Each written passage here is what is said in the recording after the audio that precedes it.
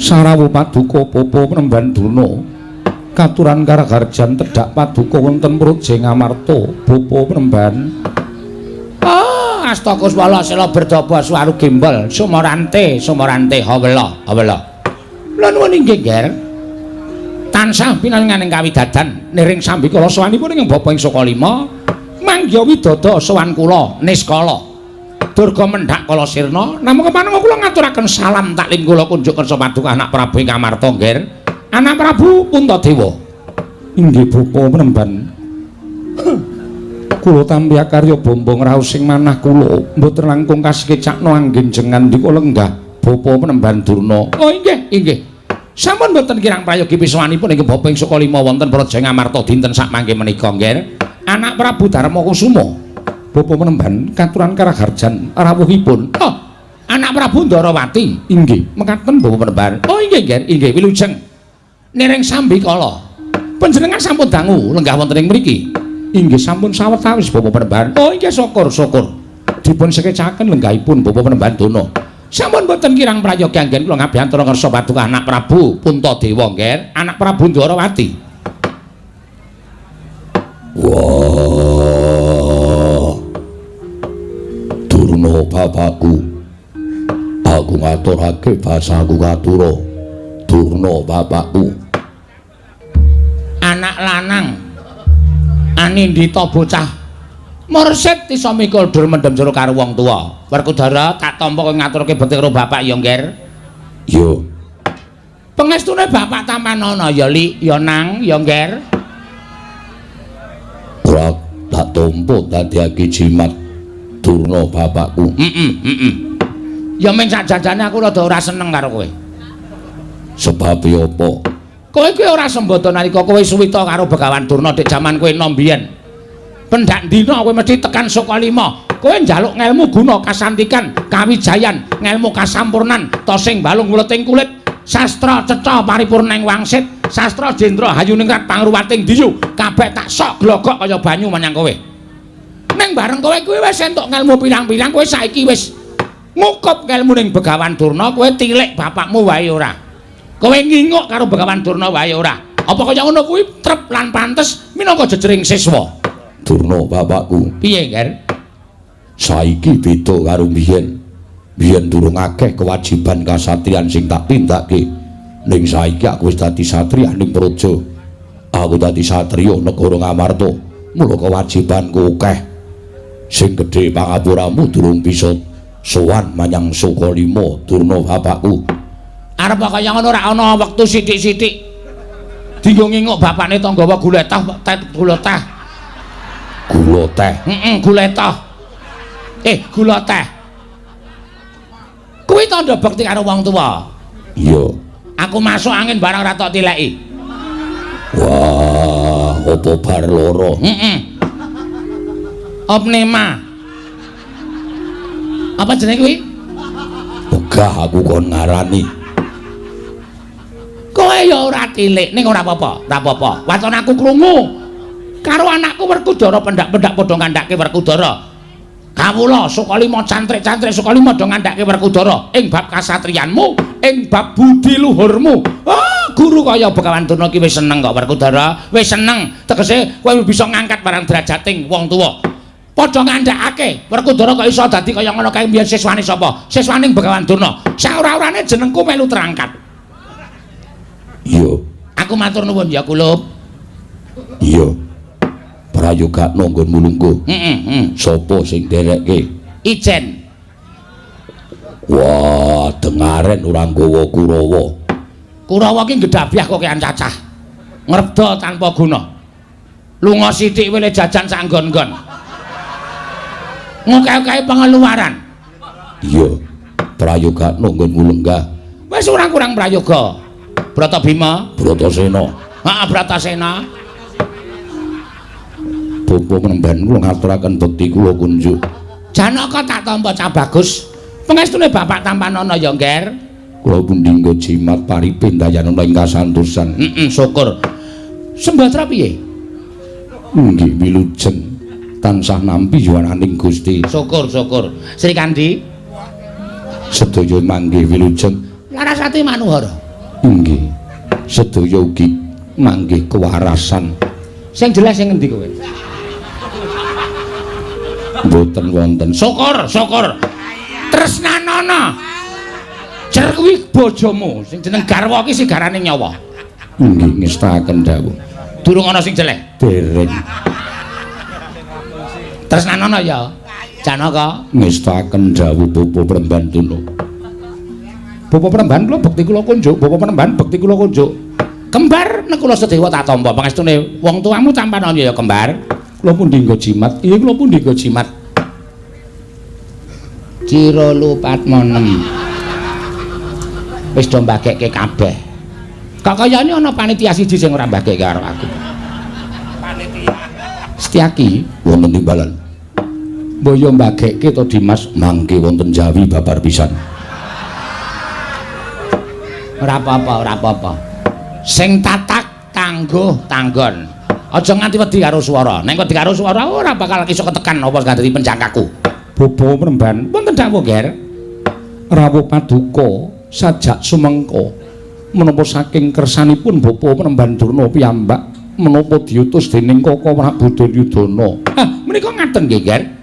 Ingkang sepisan sawanipun ingkang Bapak Sukalima menika tuwi dhateng karharjanipun anak-anak kula para Pandhawa jer. Menika nggih anak-anak kula sedayanipun. Menika nggih anak-anak kula siswa sedayanipun. Mila sampun satrepipun menawi kula menika jejeripun tiyang sepuh supados tuwi dhateng kawidatanipun anak-anak kula para Pandhawa. Syukur. Dene sasamunipun ingkang Bapak sowan madyaning Datulaya. Anak-anak kula para Pandhawa manggiya widodana niskala mboten manggal setunggal menapa. Menika andadosaken suka marwata suta manahipun ing Bapak Sukalima, Ger. Sedaya awit saking pangestu paduka Bapa Premban Durna. Oh inggih. Dene salajengipun menika ngaten. Estunipun sowan kula menika mboten saking pikajengan kula piyambak. Mboten saking pikajengan kula piyambak. Namung kula menika dapur dipun utus dening anak Prabu Duryudana. Dipun utus dening Kaka Prabu kasinggihan. Wigatosipun menapa Bapa Premban? Mugi andados ing kawuningan sawetawis kula badhe cariyos. Bila sampun wonten tigang candra langkung sekedhik negaring Ngastina menika kados nampi welaking Jawata. Tegesipun negaring Ngastina menika kadhe nampa pegebluk. Kathah para kawula ingkang enjing sakit sonten ketiwasan, sonten sakit enjing kapralaya. Ngaten. Sedaya tetukulan sami alum anggagangaking mboten saged dipun ginakaken satemah negaring Ngastina menika kekirangan sandang boga. Satemah para kawula sami anandang rudatin. Inggih Bapa Premban. Nalika semanten ingkang Raka anak Prabu Duryudana menika masrahaken bab negari menika dhateng Bapak ing Sukalima. Tumunten nalika semanten kula lajeng manjing wonten ing pasemeden suci. Tegesipun wonten ing papan panembah. Kula nglampahi tapa prihatos wonten madaning papan panembah menika kala wau. Nalika semanten menawi boten klentu wancinipun Anggara Kasih. Selasa kliwon. Inggih. Mboten Sukra Kasih. Mboten. Mboten Jumat kliwon wonten acara piyambak. Selasa kliwon, Ken. Inggih. Selasa kliwon menika kula nampi sasmitaning Jawata ingkang dumeling wonten ing Karna. Wonten sasmitaning Jawata ingkang dumeling wonten Karna. Mekaten. Jawata menika kala wau nambah dirgantara. Bapa Durna kraos. Anginipun semilir ngidit. Mangka mawa hawa asrep genah menika Jawata. Lajeng ngendika ngaten menika. Ong ilahing. Mastuna Sidam Sekaring Bawana. Kulup Begawan Durna. Ulun dewa ingkang Ijawantah merpeki kelawan jeneng kita. Ngaten menika. Cetha wonten ing Karna. Menika mboten radio. Nanging panci menika sasmitaning dewa. Inggih. Ulun ngerti apa kang dadi karep kita, Kumbayana? Apa ta sebabe jeneng kita nglakoni tarak brata semedi maladi gening? Lan dadya kawruhanamu Kumbayana, nggon kita semedi iki gawe gara-gara ning kayangan. Tumuli Sang Hyang Jatimurti nuding kelawan panjenengan ulun tumedhak ana ing Madyapada supaya paring sasmita marang jeneng kita. Oh ngilahing ngaten menika. Inggih. Durna ana srana syarat srana reruba pepanggil dadi sarana walian ing praja ing Ngastina supaya bisa waluya nirmala temah jati jati satemah mulya. Ngastina kudu ora ketang mung telung kedheping paningal. Kelenggan ya kuwi wujuding pusaka kang aran Pustaka Jamus Miang Jimat kelima sada. Mekaten Bapa. Anu nggih. Lajeng tumuli sasampunipun paring dawuh mekaten menika dewa kala wau wangsul. Bapa Durna ngertos. Ngertos sajake dewa wau nyundul seng. Ulun kundur makayangan leper glondheng ngoten menika. Nggih. Lajeng tumuli kula juga anggenipun semedi. Tumunten ingkang Bapa Mujatur saripun anak Prabu Duryudana bilih syarat srana negari Ngastina menika saged waluya nirmala temah jati jati temah mulya. Menika menawi tinumbalan utawi dipun tenggani wujuding Pustaka Jamus Miang Jimat Kimrata. Nah, tumuli anak Prabu Ngastina utusan kaliyan Bapa ing Sukalima, Bapa Durna gandeng panjenengan menika gurunipun para Pandhawa, tartemtu Pandhawa boten badhe awel maringaken Pustaka Jamus menika dhateng jengandika Bapa ing Sukalima. Tanpa taliwara ingkang Bapa lajeng tumuju dhateng negari Ngamarta ing wigati namung badhe munjuk atur ngesa paduka anak Prabu Puntadewa babakan menapa ing lampah wonten negari Ngastina. Mila menika nggih ingkang samangke sawanipun ing Bapa menika wonten suka lilaning penggalih paduka anak Prabu ing Ngamarta wonten paring ngambil wujuding Pustaka Jamus Miang Jimat Klima Sada mboten ketang namung sekedhap kemawon badhe kula dadosaken srana inggih menika anambak pagebluk ing tumanduk wonten negari ing Ngastina. Kula nyuwun tulung nggih, Nger. Mesakaken dhateng para kawula negari Ngastina. Sedaya sami nungsang puyang gudel bingung, larang sandang, larang boga. Menawi panjenengan prisa dhateng kawontenanipun negari Ngastina menika, oh, memelas, Nger, memelas. Wonten negari Ngastina menika sumebar gambar-gambar ingkang sanget damel memelas. Sedaya para kawula blasah pejah kados babatan pacing dipun sebar kawula ing setunggal wonten kawula sanesipun.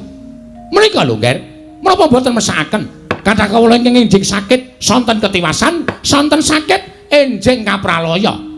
Oh, kathah sanget tangisipun para bocah-bocah ingkang sami lala awit tiyang sepipun sami wejah. Kathah sanget tangisipun para waranda ingkang dipun tilar dhateng guru lakinipun awit pejah krana pagebluk menika kala wau. Inggih. Mila ingkang saking menika nggih kula nyuwun pangapunten mbok inggih kesuwala laning penggalih paduka anak Prabu paring ana ngampil sekedhap kemawon menawi mangke sampun paripurna tumuli Pustaka Jamus Klima Sada menika badhe kula konduraken dhateng paduka anak Prabu ing Ngamarta. Werkudara piye? Ora bakal menehi penemu. Sebabe apa Dimas ngelingi kahanan Ngamarta lagi kaya ngene. Mula petungen dhewe marep kakangku amrih becike aja nganti kleru. Wah, kawula Ngamarta ya mbutuhake katentreman, mbutuhake baline swasana kerukunan. Petungen dhewe. Iya Yayi, mengko pun Kakang bakal mitung Arjuna piye? Mboten nami arep buru-buru gedhat. Nanging menapa dipun ngendikaken Kakang Mas Werkudara menika kepara saestu. Kedahipun dipun limbang-limbang sampun ngantos tuna ing tembe wingkingipun Kaka Prabu. Kaka Prabu Ndarawati, kula wonten paring adhawuh Yai. Namung paduka Surya pepajaring manah para Pandhawa dene mekaten ingkang kelampah dereng kemawon Pandhawa ambudi sarana supados waluyanipun praja Ngamarta dumadakan Bapa Durna rawuh ngendikaaken yen to Ngastina ugi ketaman pegebluk mongko menawi dipun tonton utawi kapriksanan sarana paningal batos Pandhawa nadyan mapan wonten negari Ngamarta nanging ugi tansah ngulataken dhateng kawontenan negari Ngastina Kaka Prabu jagat wayasaning abana wayaktur jagat. Yayi, kula nyuwun pangapunten, kula nuwun sewu lho. Mboten ateges kula menika ngaja-aja dhateng paduka Yayi Prabu namung leres kandikanipun kadang kula ing Jodipati pun Werkudara bilih sedaya kedah kapetang. Sampun ngantos tuna ing tembe wingkingipun ngemuti bilih paduka Yayi Prabu menika dados nalindra wonten negari Ngamarta. Sedaya para kawula negari Ngamarta menika sami ngajeng-ajeng dhateng rumaganging karya paduka Yayi Prabu supados saged anambak tuwin damel tentreming negari Ngamarta. Kula nuwun sewu. Menawi ngantos Pustaka Jamus Klima Sada menika dipun paringaken dhateng Bapa Begawan Durna, mongko nyatanipun kawula Ngamarta menika mbetahaken menapa mboten sami ngraosi dhateng paduka Yayi Prabu. Langkung-langkung doh nyono cerak nyono sami mestani para kawula Ratu Ngamarta kekawulane padha kedengap-dengap uripe lah kok malah bantu karo wong kono-kono apa ora luwih becik negarane dhewe didandani mengko wis negara kene katon tentrem lagi sayuk rukun tetunggalan bantu marang negara liya menika kula kinten langkung prayogi Koko Prabu Kasinggihan Bapa Penemban wonten dawuh nggih mugi andadosna ing kawuningan bilestunipun negari Ngamarta menika ginten nandhang kesisahan lho wonten menapa Ngamarta ugi nandhang lelampahan ingkang adamel tintrim raos ing manah kula sababipun menapa Bapa Penemban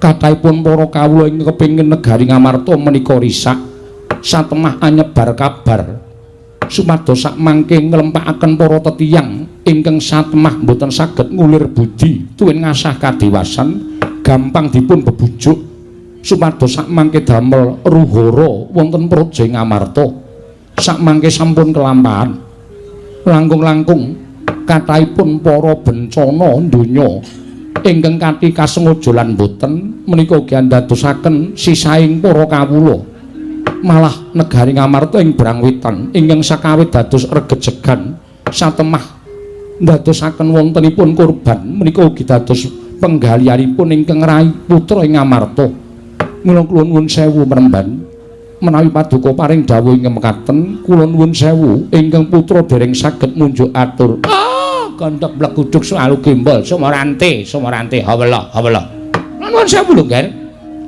menawi ngaten menika tegesipun menika mboten ketaman pegebluk utawi ketaman ruhara menika babar pisan boten namung kula nuwun sewu menawi ngantos wonten lampahan mekaten menika estunipun boten tanggap tuwin boten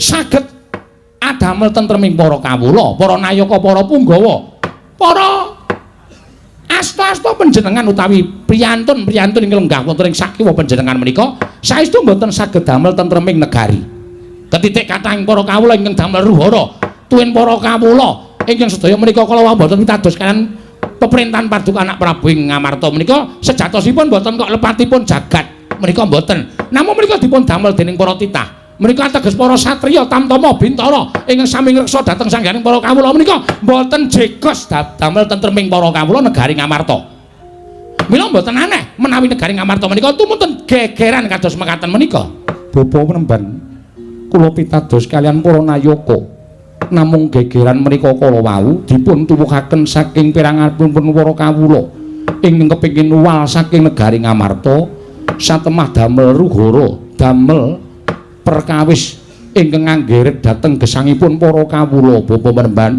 ingkang ngendika sinten kados mekaten menika nuwun sewu lho nggih menawi babakan mekaten menika estunipun boten betahaken pustaka Jamus Klimasada mila pustaka Jamus Klimasada menika badhe kula suwun wonten negari Ngastina wondene ruhara ingkang dumados wonten negari Ngamarta menika cekap dipun rampungi dening para nayaka para satriya para tamtama bintara punggawa Paduka Anak Prabu ing Ngastina ing Ngamarta nggih inggih Bapa Penemban namung kula nuwun sewu Koko Prabu Ndarawati sampun paring dawuh bilih pustaka Jamus Miang Jimat Klimasada menika mboten kenging kesah rumiyin saking negari Ngamarta menika dawuhipun Koko Prabu Ndarawati monggo Koko Prabu Ndarawati menika pujangganipun negari Ngamarta lha nuwun sewu lho ingkang dados nalendra wonten negari Ngamarta menika sinten kula Bapa Penemban ingkang putrapun Puntadewa panjenengan menika nggadahi kewajiban nggadahi Purbawasesa nuwun sewu nalendra menika sampun gampang nampi aturipun tiyang nalendra menika kedah saged mutusaken perkawis wiji-wiji menika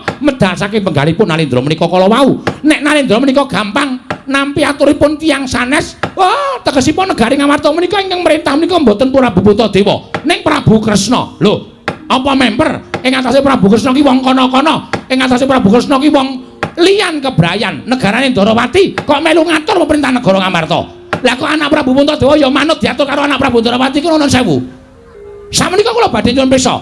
Lajeng wewenangipun Nalendra Ngamarta menika wonten pundi kula tak nyuwun pirsa. Inggih.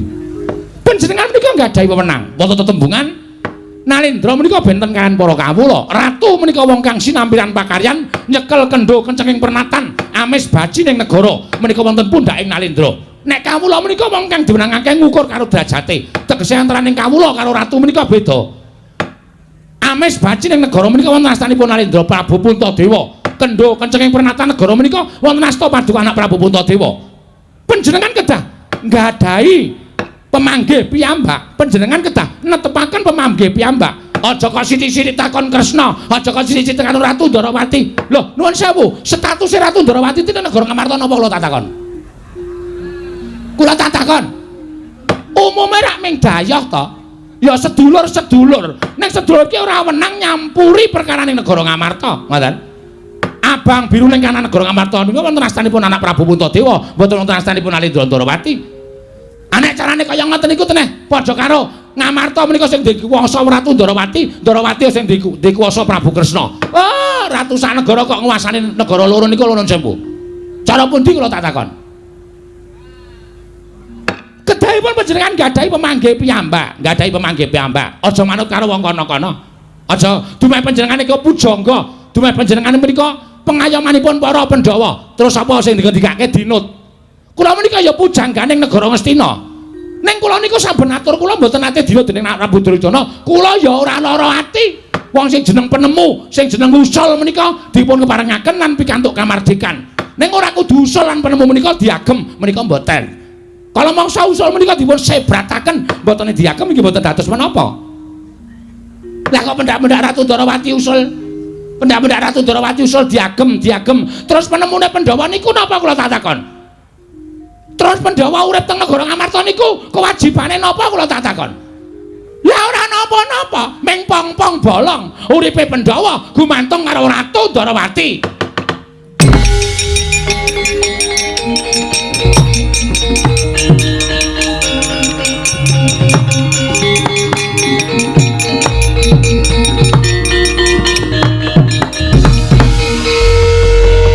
Nuwun sewu penemban. Sareng kathah-kathah ngendikanipun penemban Durna sajaipun manahipun Sencaki sampun boten kiyat. Kula boten kiyat menawi jengandika apa penemban nyamah dhateng asmanipun Narendra Ndarawati Koko Prabu Sri Bathara Kresna. Kula menika nayanakanipun, kula menika adinipun, kula menika kadang tarunanipun. Nek arep ngorek-orek pasuryaning Ratu Ndarawati aku sing ora trima. Aku ora nrimake dening Ratu Gustiku diorek-orek pasuryane karo Pendhita Sukalima sing jeneng Begawan Durna. Sencaki, kowe iki ngapa? Kowe iki ngapa aku tak takon? Aku ora rembugan karo kowe, aku ora ana perkara karo kowe. Aku ora mbuka pembicaraan karo kowe. Iki aku urusane karo Anata Ndarawati ora kok karo kowe. Kowe ora usah melu-melu. Kowe ora usah melu-melu. Ayo semingkir. Derajatmu ora padha karo Begawan Durna. Derajatmu ora padha karo Ratu Ndarawati. Kowe iki mung nayaka. Aku pujangganing Ratu Nata Ndarawati iki Nalendra. Iki para her-her, iki para minulya. Kowe ora usah sambung rembug ana ing parapatan agung negara Ngamarta iki. Wah, Setyaki, wonten dawuh Kang Mas. Ayo semingkir. Ngerti ora iki sapa? Durna. Wah, aja ngawur. Iki sapa? Begawan Durna. Begawan Durna karo Werkudara apane? Mbuh, lho. Ngawur Sencaki iki. Iki gurune Werkudara. Iki sing ngetokke hasil nilai. Werkudara nggone sinau marang Pertapan Sukalima lan kita kandhani Sencaki Werkudara kuwi nalika metu saka Sukalima kuwi neme 7,5. Ya Werkudara? Iya. Ditumpang loro. Arep 7,5, arep 5,7 aku ora urusan. Sing bagus sapa sing paling nyamah? Asmaning Koko Prabu Ndarawati aku ora trima. Setyaki wonten timbalan. Wis to. Sing sabar, mboten saged. Lho. Kowe kuwi nderek karo aku. Kula ngertos kula nderek karo panjenengan. Ning sapa wae sing wani ngino karo Ratu Ndarawati? Sencaki ora trima. Yen kowe ora trima, ora mungsuh karo Durna, ning mungsuhe karo Werkudara. Werkudara cacah 4 loro wedi. Kowe lha saiki nekat iki? Kowe nekat kowe carane kaya ngono. Kowe Werkudara siji wae rantek kok njaluk 4. Aku siji wis ora rantek kok njaluk loro lho. Ah, Sencaki aja kewanen iki Werkudara iki nek nganti wani karo aku, Werkudara mbelani karo aku. Kowe ora sampe melu perkara iki. Aku gelem ora melu-melu ning sampeyan aja nyamah karo asmaning Kanjeng Prabu Ndrawati. Perkara kowe nyemahku sakarepku. Jan nyatane para Pandhawa ki pancen wong goblok, Pandhawa ki pancen wong dungu, Pandhawa ki pancen wong bento. Ing atase aku njaluk pustaka Jamus Lima Sada tak taren karo Ratu Ndrawati ki janjane Pandhawa sing duwe pustaka Jamus Lima Sada, apa Ratu Ndrawati sing duweni pustaka Jamus Lima Sada? Aku tak takon. Ming arep disuwuni ngampil kok dadak tekan kono-kono iki lho sing marai manggel. Manggel kena ning rasah ngunek-unekke karo Ratu Ndrawati. Arep tak unek-unekke kuwi kewajibanku, kuwi purbawasesaku. Kowe ora melu-melu. Kowe nek melu-melu apa sagedakan iki kowe wani karo aku? Ngerti ya, ning mburiku ki anakku murid, ya anakku dhewe, ya anakku sing tak tresnani. Werkudara, ya Werkudara ya. Ya. Nek aku diantem secaki kowe piye? Wah, ora trimo, bocahe tak jotosi. Rungokno. Sekak mati dina iki kowe. Menang Begawan Durna karo Setyaki. Kowe arep wani ngajar karo Begawan Durna? Kowe arep wani jotosi karo Begawan Durna ya? Gak aku jotosono. Aku ajaren. Kowe nek nganti leno pangendhamu, kowe diajar dening Werkudara.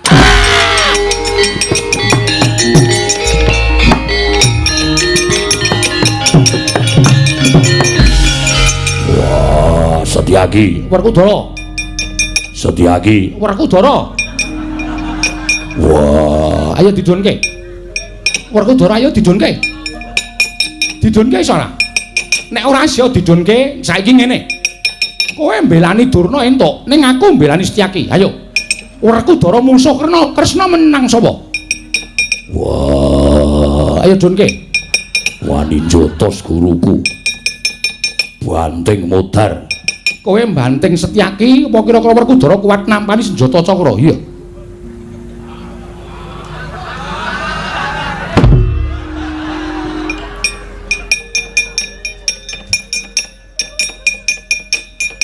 Setyaki wonten dawuh.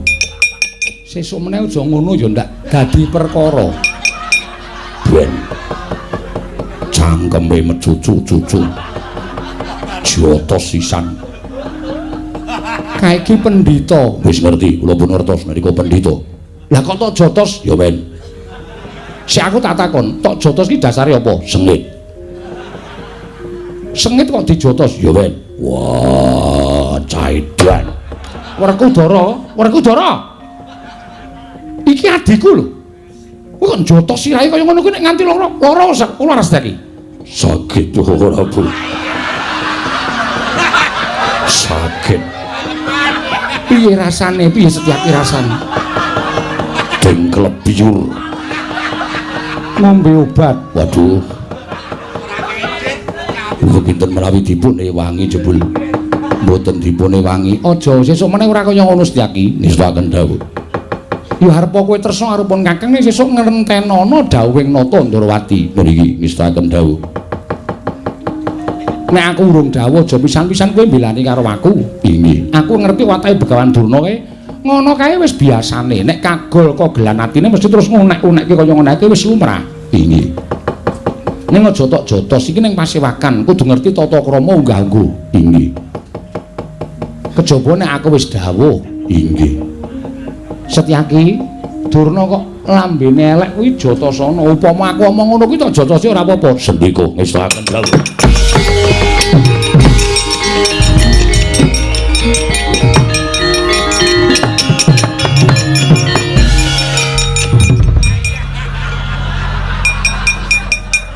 Ih, sing marai ku sik to ngopo? Wah, ketoke ngelekke nek wis pidak jempol kowe. Nebu seranggun ngethek, seranggun nebu sayun kowe pidak jempol. Werkudara dunke sik. Didunke sik. Wah, aku ora trimo nek nganti Setyaki ngajar Durna.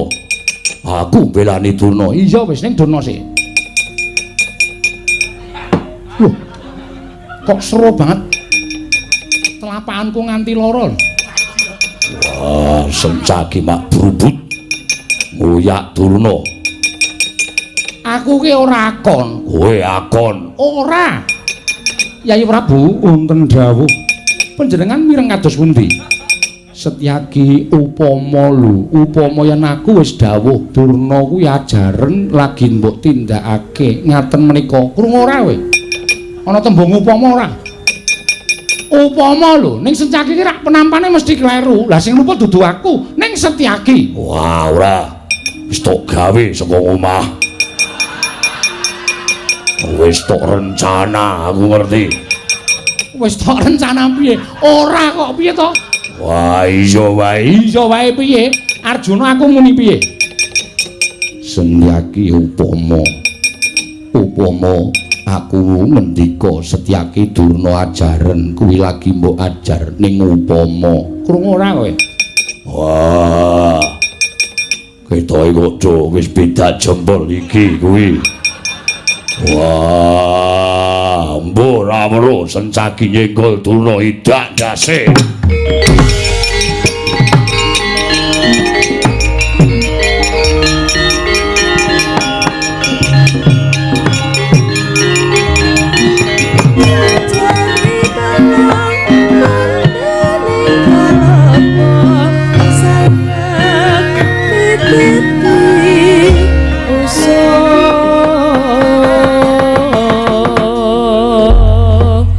Koko Prabu kok malah mekaten lampanipun ketingalipun malah Koko Prabu sengaja badamel geger negari ing Ngamarta mboten Yayi.